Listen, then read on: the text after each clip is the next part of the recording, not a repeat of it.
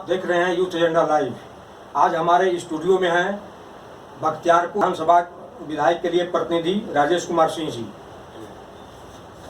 राजेश कुमार सिंह जी, आप तत्काल विधानसभा क्षेत्र बख्तियारपुर के लिए विधायक के लिए फाइट करने वाले हैं और आप फिलहाल बीजेपी से टिकट लेने की प्रतीक्षा में हैं। जी हाँ। तो हमें जानना चाहते हैं कि आप राजनीति से कब प्रेरित हुए और आपका विश्वास राजनीति में सुदृढ़ कब हुआ? राजनीति तो बिहार वासियों के नस नस में है और प्रेरित तब होना पड़ता है जब आदमी इस व्यवस्था से कहीं न कहीं कुपित होता है और कहीं न कहीं व्यवस्था से सहमत नहीं होता।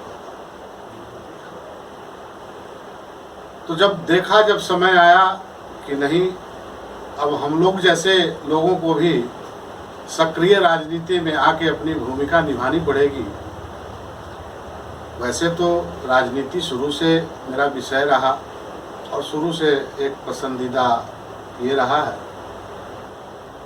और यही सब सोच के, क्षेत्र की समस्याओं को देख के, वहाँ के डेवलपमेंट को देख के एक मन में आया कि नहीं, राजनीति भी एक ऐसा माध्यम है कि जिसके, देखिए होता क्या है कि आप स्वयं किसी संस्था से जुड़ के, स्वयंसेवी संस्थाओं से जुड़ के कुछ एक हद तक काम कर सकते हैं, लेकिन व्यापकता के लिए राजनीति जरूरी है।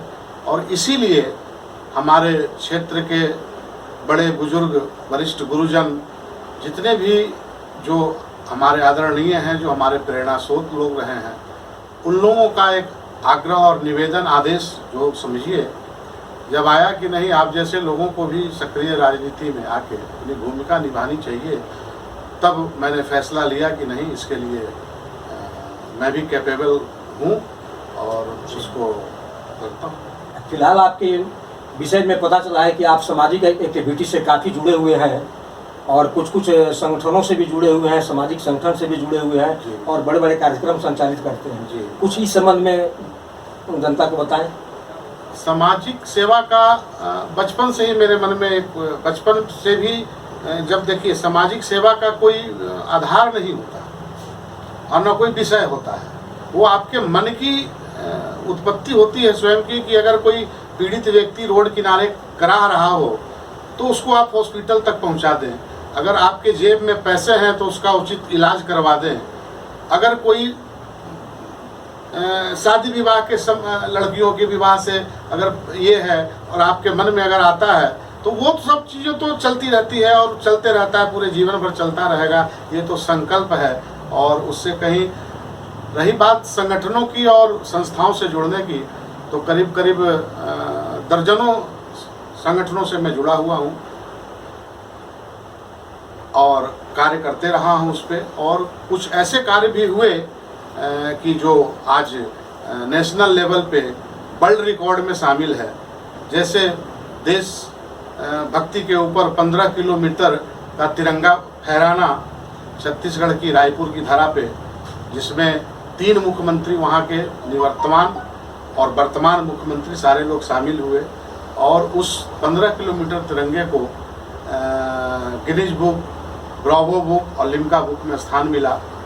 उसी तरह महाराणा प्रताप, जो स्वतंत्रता के महानायक कहे जाएं, जिनको कहीं न कहीं हमारे इतिहासकारों ने वो स्थान नहीं दिया जो स्थान उनको मिलना चाहिए था। एक्चुअल शुरू से देखा जाए तो इतिहास के साथ ही बेईमानी हुई, क्योंकि शुरू के आज़ाद भारत में अगर आप जाएंगे तो शुरू से जो शिक्षा का प्रभार जिनको मिला, शायद कहीं न कहीं कोई कसक रह गई उनसे और कहीं न कहीं बेईमानी हुई कि मूल लोगों को छोड़ दिया गया। इसलिए हम लोगों ने एक एजेंडा भी उठाया है कि देश में ऐसे महानायकों को तो करेंगे और फिर से उनको इतिहास में बरोबर उनका जगह दिलाया जाए। उसी की कड़ी में भारत की सबसे ऊंची प्रतिमा जयपुर में है और दूसरी सबसे ऊंची प्रतिमा रायपुर के टाटीबंध चौक पे हम लोगों ने स्थापित किया, जो एक बहुत ही गरिमापूर्ण कार्य था। इसी तरह और भी, जब छत्तीसगढ़ में देखा कि बिहार के लोग वहाँ संगठित नहीं थे, छठ का जो पर्व था वो लोग उसका उपहास उड़ाते थे, तो हमने मन में संकल्प लिया कि इसी छठ को आज हम बिहार से भी आगे ले जाके छत्तीसगढ़ में स्थापित करेंगे और आज छत्तीसगढ़ भारत का दूसरा प्रदेश है जो छठ के ऊपर पिछले साल छुट्टी की घोषणा की, राजकीय अवकाश की घोषणा की है। और वहाँ की छठ की छठा आज पूरे देश में सारे न्यूज़ चैनलों ने वहाँ से कवर करना चालू किया है। और उसमें जो काम होता है, उसके माध्यम से जो सेवा होता है वो निरंतर जारी है। ऐसा नहीं कि छठ की और ख़त्म हो गया, उसके बाद भी उसके माध्यम से कई निराश्रितों को, ऐसे ज़रूरतमंद को वो चीज़ें मुहैया कराई जाती है। और कहने का मतलब कि देखिए, जो सामाजिक सेवा होती है ना, वो गिनाने की चीज़ नहीं होती है, वो मन के संतुष्टि के लिए होती है।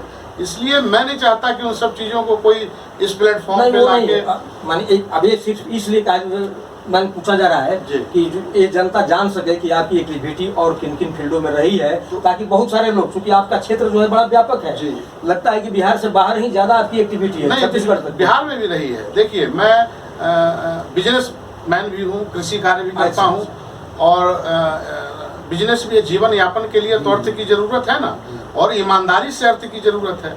तो मैं ईमानदारी से उन लोगों में हूँ, मैं गर्व करता हूँ। और गुरुजनों का, माता पिता का आशीर्वाद है कि मैं गवर्नमेंट को साल का 1.5-2 करोड़ रुपया टैक्स देता हूँ, और उतनी कमाई मुझे आ जाती है ईमानदारी से कि मैं उसमें से कम 50 लाख से 1 करोड़ रुपया इस ऐसे सेवाओं में लगाते रहता हूँ। और करने को धन संपत्ति वृद्धि की तो बहुत सारी चीज़ें हैं और होती रहती है, लेकिन ये जो एक माध्यम है ना, वो जो संतुष्टि मिलती है 50 करोड़ खर्चा करके, 50 लाख खर्चा करके, वो क्या पता कई अरबों के बराबर होती है उसकी अनुभूति। इसलिए मेरा ये नेचर। तो राजेश जी, आप ये बताएं कि ये फिलहाल आपके अपने क्षेत्र से फाइट करने की अनुभूति क्यों हुई, और किस पॉइंट पर आपने ऐसा निर्णय लिया कि ना हमें फाइट करना चाहिए? देखिए, हमारा बख्तियारपुर विधानसभा जो है, अगर कह लीजिए तो शुरू से ही एक बाहरी प्रत्याशियों का गढ़ रहा। शुरू से वहाँ बाहर के लोग जीतते रहे। जब कभी ऐसा मौका भी मिला कि स्थानीय प्रत्याशी को वहाँ मौका दिया गया, तो वो चीज़ें नहीं हो पाई जो जनता को अपेक्षित थी। आज भी हमारे क्षेत्र में मूलभूत सुविधा जो गवर्नमेंट, जो किसी भी सरकार, किसी भी जनप्रतिनिधि के द्वारा कमिटमेंट होता है, उसकी भी पूर्ति नहीं है। देखने की चीज़ें हैं वही व्यवस्था, 20 साल पुरानी वाली रोड, 20 साल पुरानी वाली नाले, सारा कुछ जाम पड़ा हुआ, कोई विकास नहीं, किसानों के हित में कोई काम नहीं, बेरोजगारों के हित में कोई काम नहीं।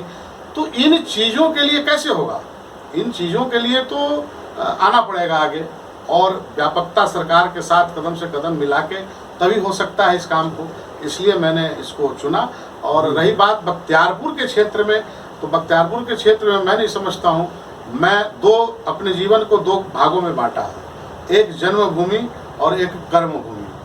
कर्मभूमि मेरी जीवन उपार्जन के लिए, जीवन याचना चलाने के लिए मैंने छत्तीसगढ़ को चुना है, और मेरी जन्मभूमि उससे कहीं कोई महत्व उसका कम नहीं है, बल्कि इसका महत्व ज़्यादा है। और जितना वहाँ करता हूँ इतना यहाँ भी करता हूँ। यानी कृषि कार्य आपका यहाँ है? नहीं, वहाँ भी है, वहाँ भी है और यहाँ भी है। अच्छा, वहाँ भी दोनों जगह है। तो आप आपके क्षेत्र में, या मैंने खास करके इसके लिए अभी बिहार में बहुत सारी राजनीतिक पार्टियां हैं, आपने बीजेपी को ही क्यों चुन रहे हैं? क्योंकि शुरू से विचारधारा हमारी मिलती है बीजेपी से, और जब से मैंने होश संभाला, बीजेपी का मेंबरशिप लिया, और उनको ही वोट करते आया, उनके लिए ही काम करते आया। और हिंदुत्व भी मेरा प्रिय एजेंडा है। जहाँ कहीं भी सनातन की बात होती है, हिंदुत्व की बात होती है, तो मैं अपने आप को गौरवान्वित महसूस करके उसमें हर समय, चाहे वो विश्व हिंदू परिषद की बात हो, चाहे आरएसएस की बात हो, धर्मांतरण की बात हो।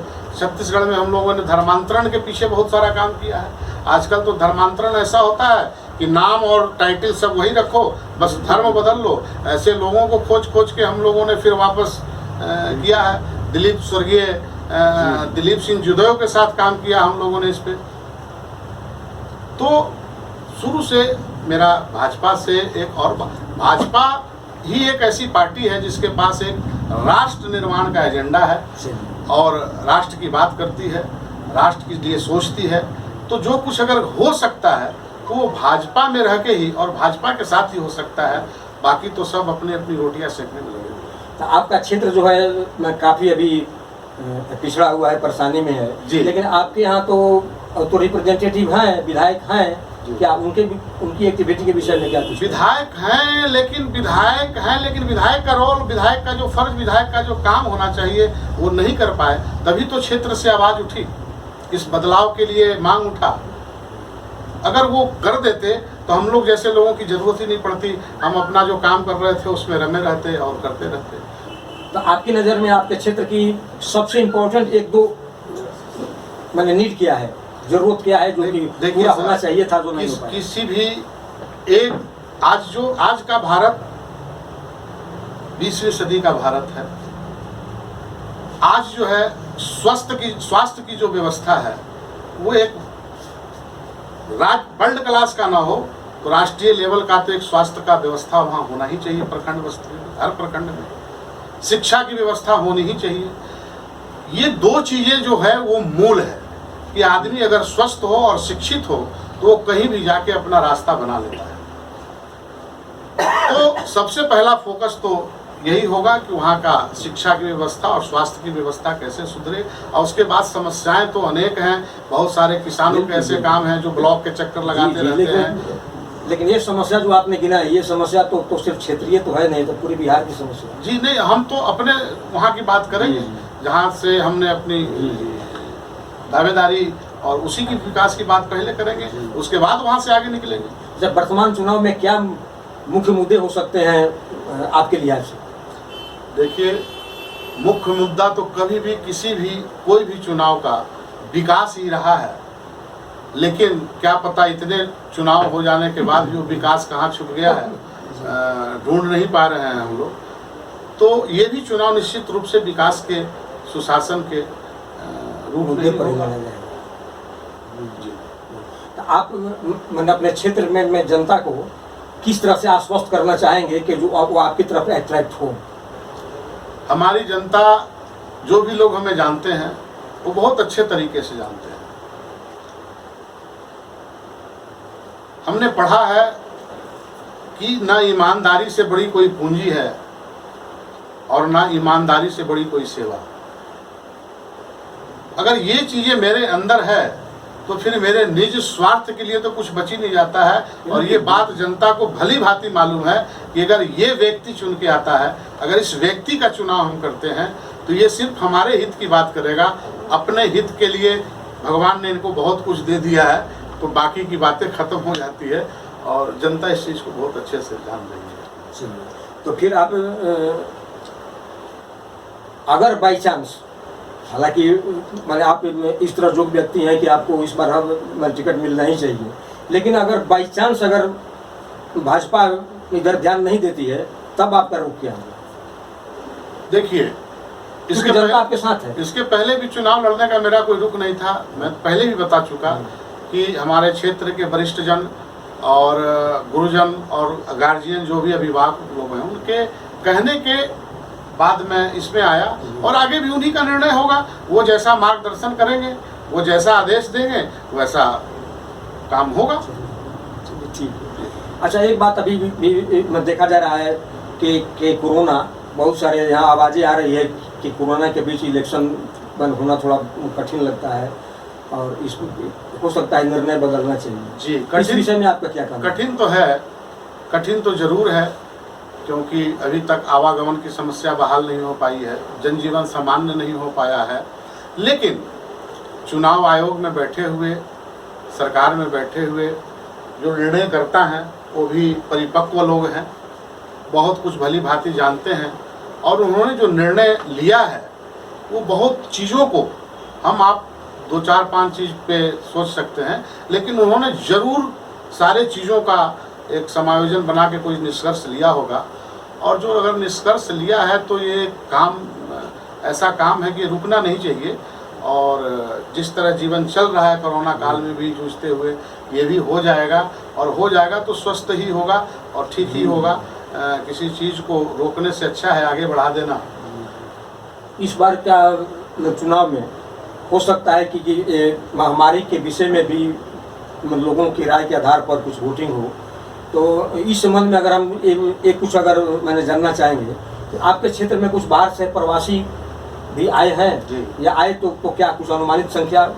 बिल्कुल, देखिए, बिहार पलायनों का प्रदेश कहा जाता है आज रोजगार की समस्या पूरे देश में है, बिहार में भी है, और हमारे जनसंख्या के हिसाब से बिहार में तो ये कोई हमारे क्षेत्र की बात नहीं है, पूरे बिहार के लेवल पे। पूरे बिहार में तो आया ही, मैंने आपके क्षेत्र की हाँ बात हाँ की। निश्चित पूरे रूप बिहार से में तो बहुत सारे अगर हैं। पूरे लोग आएंगे तो हमारे क्षेत्र में भी आए जी, हैं। जी। तो उनके लिए सरकार योजना बनाई है जी। और उस योजना के तहत क्या कुछ काम हो रहा है?